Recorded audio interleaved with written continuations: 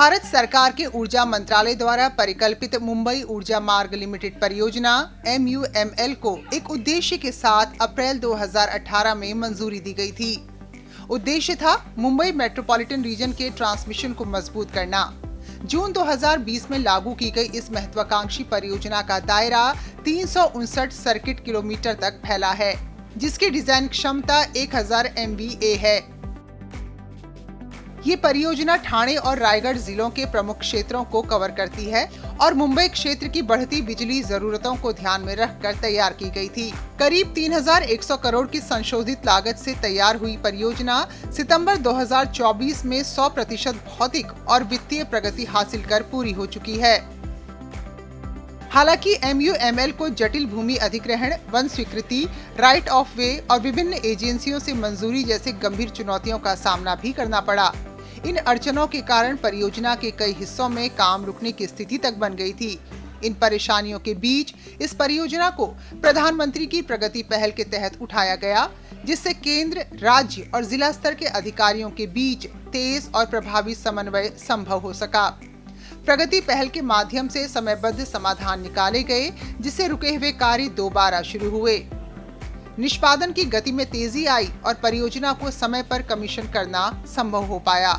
Pragati Portal has been a game changer for any infrastructure projects, I would say, and especially when it came to Mumbai Urja Marg, being on Pragati Portal, the biggest achievement for making sure that the projects can move and complete on time happens because Pragati Portal brings all the relevant stakeholders on the table, and the issue can be really discussed and a solution can be brought in.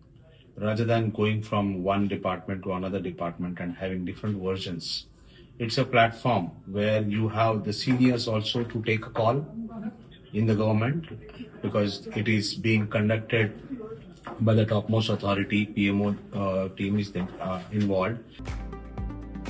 ये परियोजना 765 kV पडिया sub station समेत कई महत्वपूर्ण power nodes को आपस में जोड़ती है। इसके माध्यम से Navi Mumbai power grid sub station का एनर्जाइजेशन संभव हुआ, जो पिछले एक दशक से अधिक समय से लंबित पड़ा था।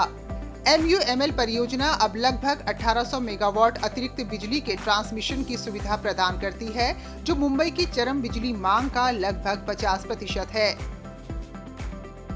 इससे न केवल लोड शेडिंग का खतरा काफी हद तक कम हुआ, बल्कि ग्रिड की विश्वसनीयता और लचीलापन भी मजबूत हुआ है। साथ ही परियोजना मुंबई के पावर मिक्स के नवीकरणीय ऊर्जा के बेहतर एकीकरण को समर्थन देती है।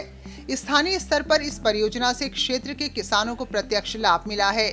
बेहतर बिजली आपूर्ति के साथ साथ निर्माण और सहायक गतिविधियों से रोजगार के अवसर पैदा हुए, जिससे ग्रामीण आजीविका को मजबूती मिली।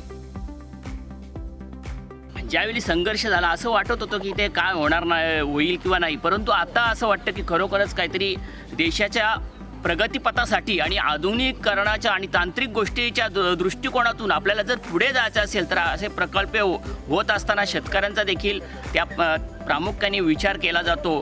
त्याला आम्हाला साहेब असं वाटलं होतं की प्रकल्प झाल्याने आमची एक आर्थिक हानी होईल, पण आता जसा तुमचा प्रोजेक्ट तयार झाला त्याच्याबद्दल आम्हाला आता असं वाटतं की हा प्रकल्प हा सर्वांसाठी चांगलाच आहे आणि त्याच्यामध्ये कुठल्याच प्रकारची आम्हाला हानी होत नाही आणि झाली पण नाही।